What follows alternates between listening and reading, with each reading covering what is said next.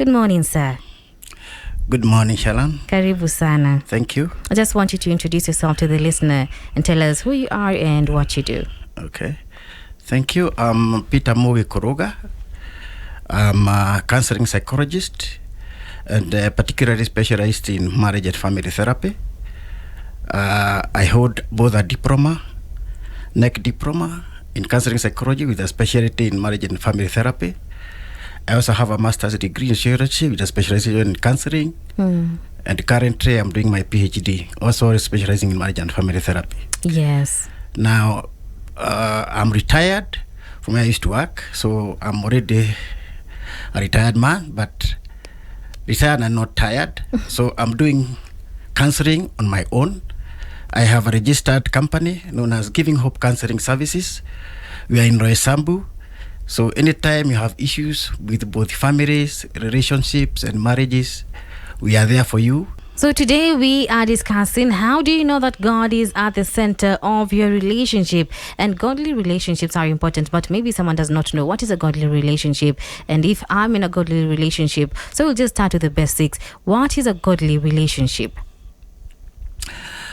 Well, first we need to define the relationship itself. A good relationship, we would say this would refer to a romantic relationship guided by the principles and values from religious and spiritual beliefs. Yes. And they also involve individuals with a strong connection in faith. And those who seek to build such a relationship based on those beliefs, Christian beliefs that have values. So that's the context within which a godly relationship is. Now, a godly relationship then has these values. One, it has shared spiritual beliefs. Both partners are in a godly relationship typically follow the same religion, share the same similar spiritual beliefs, and therefore their relationship has a common ground, which helps them to understand and support each other's journey in the faith, in their faith. So it's important to also be sharing the same faith. Yeah, it's important when you get married that you ensure you share the faith, because when you go together, a journey, when you go to start, remember a relationship is a commitment and is a bite and is a journey. So you cannot start a journey going in different directions. Yes. But most people, they overlook the relationship beat when it comes to the faith beat when it comes to matters relationship. It's the connection we share. This guy is meeting all my, the boxes, has ticked all of them. But ikifika mambo za faith is when now we see that in the relationship or a marriage, and at that point it's so hard for you to now back out. You see, we have a problem where you want to start your relationship based only on the love feeling, what the heart tells you. And particularly if you are a Christian and you want to stick to the moral values, if you then encounter yourself with somebody who does not stick to these values, they will let you not have peace in the home because you don't share the same values. They will not support you in this. For instance, a Christian would like to go to church every Sunday. They will not support you in going to church. Most churches also even have something called fellowships. Fellowships is where people build up their faith. They will not be with you in those fellowships. So you'll be alone in that relationship as far as matters faith come. And in fact, I remember myself being in my Sunday school a long time ago when we were taught that in a relationship, if you tie yourself with an unbeliever, it is like you are on a higher ground and him is on a lower ground. And if you look at that tussle, somebody on the higher ground and pulling each other, if they try to struggle to pull each other, the one on lower ground will win. Yes. So essentially, chances are he'll start pulling you down from your faith. So that's why by the time we start to get engaged and get married, please, and you are a Christian and you want to stick with your faith, then try and make sure you also engage yourself with somebody who follows that faith. Yes. Why do we need to have godly relationships? Okay, we need to have a godly relationship, because if you don't, you'll have issues with your faith and your partner, because they will not support you. I think already as you are starting this lesson, you quoted Proverbs 37:17. Yes, iron sharpens iron. So one person sharpens The another. other, yes. So this verse emphasizes the importance of surrounding oneself with like-minded individuals who can uplift each other now in the faith. You will also encourage each other, and also essentially be able to challenge each other to grow spiritually. So you need that person who will support you, encourage you, and together you grow together. Again, even 2 Corinthians 6:14 warns us. 2 Corinthians 6:14 warns us, do not be yoked together with unbelievers. For what do righteousness and wickedness have in common? Or what fellowship can light have with darkness? This verse again now will encourages believers to be cautious about forming relationships with those who don't share the faith. Being in a godly relationship with someone who shares your beliefs can help maintain a strong spiritual foundation. It gives you a strong spiritual foundation. So don't get yourself yoked with unbelievers. They'll put you down. Ecclesiastes 4:9-10 says, two are better than one because they have a good return for their labor. If either of them falls down, one can help the other up. But pity anyone who falls and has no one to help them up. I hope you can see where this is going. Yes. This passage is highlighting the strength and support that come from being in a godly relationship and with someone who's godly. Who is godly. So having a partner who shares your faith can provide encouragement, it will provide assistance, and companionship along life's journey. Remember, we say a marriage is a commitment for life, and particularly us who are Christians, it's a commitment for life. For life. So surely you do not want a journey where you are not receiving support. If you want to have somebody who will support you along the journey, and you are a Christian, then yoke yourself with another Christian Believer. or with another believer. Thessalonians 5:11 says, therefore encourage one another and build each other up, just as in fact you are doing. Therefore, godly relationships are meant to be uplifting and encouraging. Yes. Believers are encouraged to support and build each other up in their faith through loving and supportive relationship. You provide loving, a supportive relationship. Again, Proverbs 13:20 says, walk with the wise and become wise. Well, okay. For a companion of fools suffers harm. This verse is emphasizing the importance of choosing your companions wisely. Being in a godly relationship with individuals who have a strong relationship with God can provide and influence your own spiritual growth. So you don't want to get yourself yoked with someone who is not as wise. Spirituality and Christianity also provides wisdom. So when you yoke yourself with somebody who is a Christian, has a strong faith, then you'll be able to go along the journey together.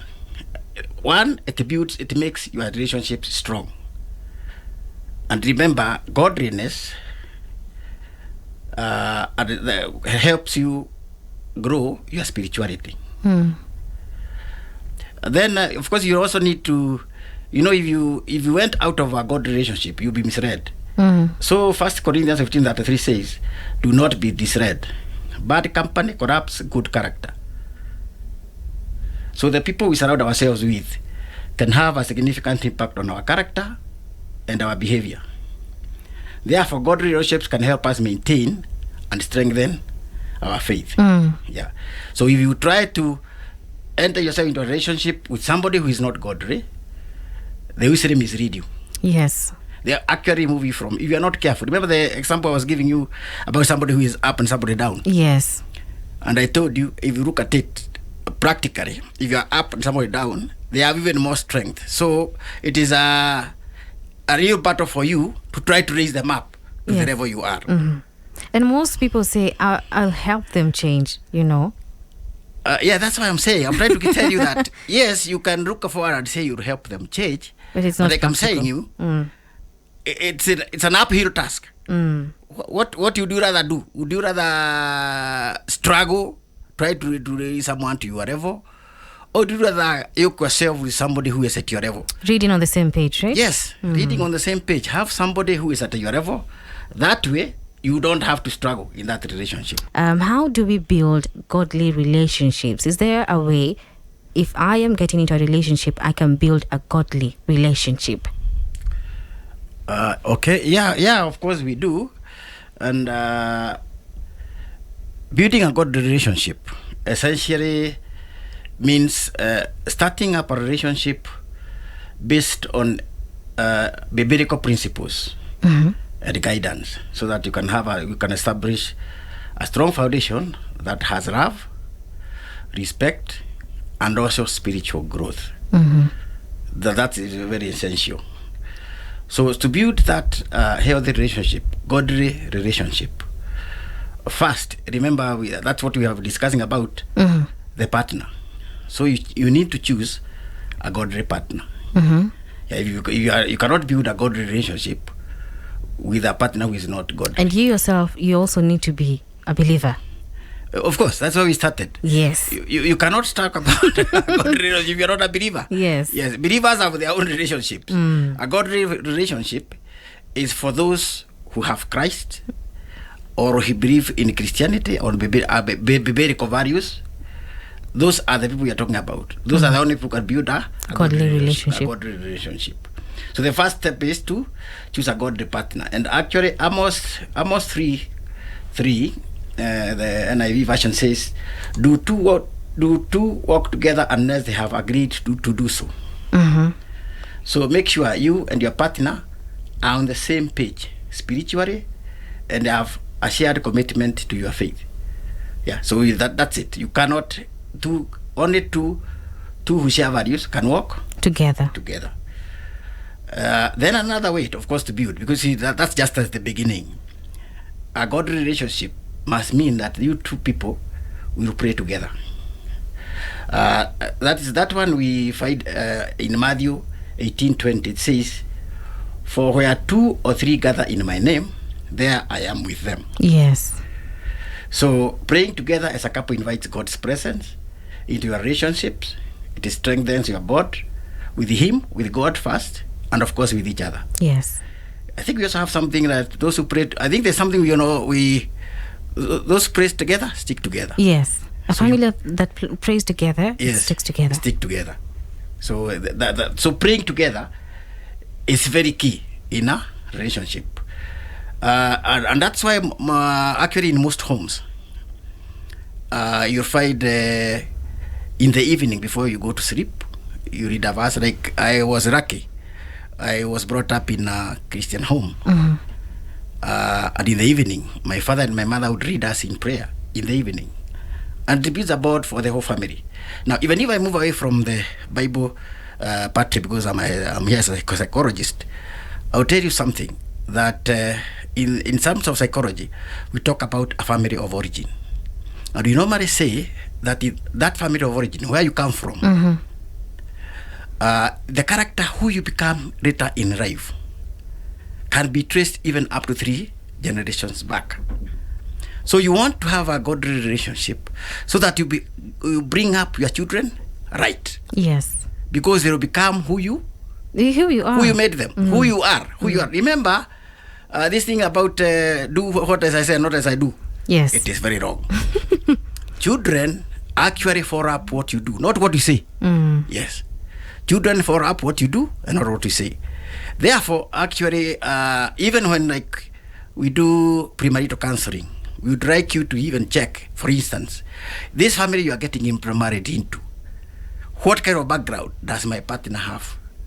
Because who he is can partly be traced. I'm telling you, it can be traced 3 generations back. Yes. Yes, that's from psychology. So you are building a godly relationship because you want to build up a godly home, and you also want your children to grow upright. Your generation to be right. Yes, you're bringing up a new generation, and you want this new generation to grow up. Now, it does not necessarily mean, in terms of psychology, that's because I've said that you can trace who you become 3 generations back, that you cannot change. God was very good with the human being. He gave us a mind that has logic and thought, because you can decide to change. In my family, for instance, I know about or even experiences where somebody grew up in a family that was very bad, drunken and all that kind of thing, but because of his experience, he said that will never happen in my life, and he changed. So they make a different decision. They make a difference. That's a human being have the ability to make changes to their life. It does not mean necessarily that you are condemned. But I'm just telling you that in terms of psychology, we say 90% of cases we can be able to trace who you are from the family you came. But that also does not mean, because if you came from a poor family, that you continue that way. You can decide, you can make an effort and decide to change. Yes. Okay. So, do you want me to go on? Yes. For more facts? Just like 2 more. Okay. Now, I think that's still like parted together, because you need to study the God's word together. Yes. Like the example I was giving you. That in a family in the evening you read the Bible together and all that. So you can study the Bible together. Now, you can also practice love and respect. This one, we find it in Ephesians 5:33. However, each of you must also love his wife as he loves himself. The wife must respect her husband. The wife must respect the husband, and the husband must love the wife. Demonstrating love and respect for each other is very essential in a good relationship. Now, I may just wander away kidogo and explain this, because in the Bible we normally say that right talks about the man loving the wife and the wife respecting the husband. I would only want to clarify that does not necessarily mean that in that relationship there is anybody essentially who is more senior than the other. No, respect actually goes both ways. Even loving, although you are to be the wife is to love the husband, even the husband must show love to the wife. I think essentially what is happening here is that if you go to any institution, for instance, even in the organization, even here in Power Radio, there must be a leader at the top, somebody who has a final say. So essentially, I think in terms of what I can understand it, is that God wanted us to have some authority, the final authority, a leader. But that does not mean he's senior than the others. We are equal, we should love each other, and also should respect each other. Okay. Remember, now you are dealing with a grown-up. He'll not follow you with your Christianity if your actions don't portray your Christianity. Okay. So you can pull him towards godliness because of your actions and how you even treat him in the home. So your actions, we say actions speak louder than words. Let him see you are a Christian, and the goodness. I don't know that's correct. The goodness of being a Christian by your actions. Yes. Those are actually the most likely to win him over than anything else. Okay. Yes. There's another one who's asking, we got married when we were both not saved. I got saved. And right now I want to make our relationship or marriage godly. Now, how can I do that? Because my husband is still not saved. Okay. Yeah, and tell her she's not alone. That has happened to a lot of people. But just a first question I have asked, first would be to try and see whether you can start putting him into a godly crowd, like the church. Like he can first at least even just attend church with you on Sunday. Because you are trying to win him to Christianity. You can't win him just on your own. You may try to do that by first, and then just the same process. The same thing just mentioned. Just like the same process. You are a Christian. Let him look at you. Let him see the change from when you are not a Christian to you now as a Christian.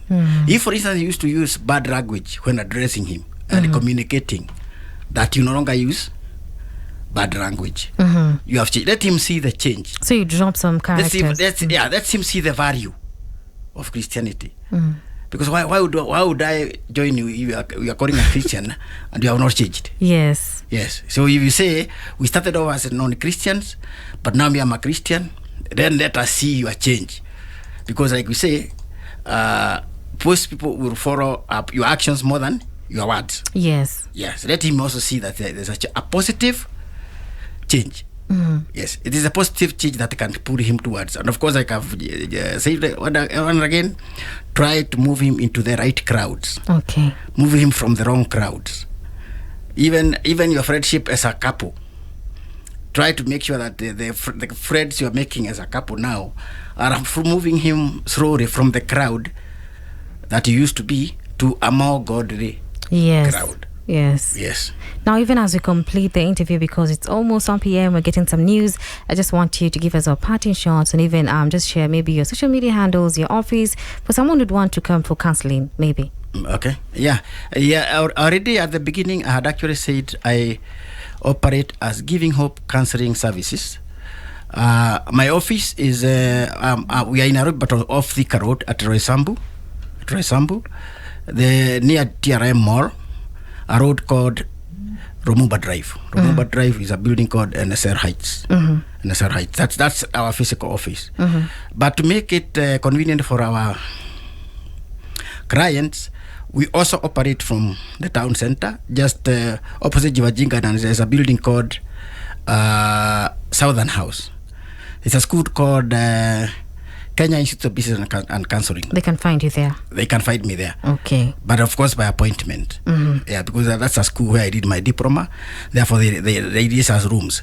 But now the more and more convenient one is online counseling. These days, you see, we have Zoom or Google Meeting where you can counsel you because more comfortable because we can see you. Because physical counseling is obviously normally the best. But now Zoom and Google Meeting are very good because I can see your face. I can be able to read your reactions. Yes. Okay. Yes. Thank you so much. We'll just be concluding our interview at that. Okay. It has been amazing having you today, and we're looking forward to having you another day. Thank you. I'm also very happy to be here. It's our counseling is Christian based. So I'm always happy to be able to join a Christian institution, and offer my insight. Thank you so much. 96.9 FM, Pearl Radio.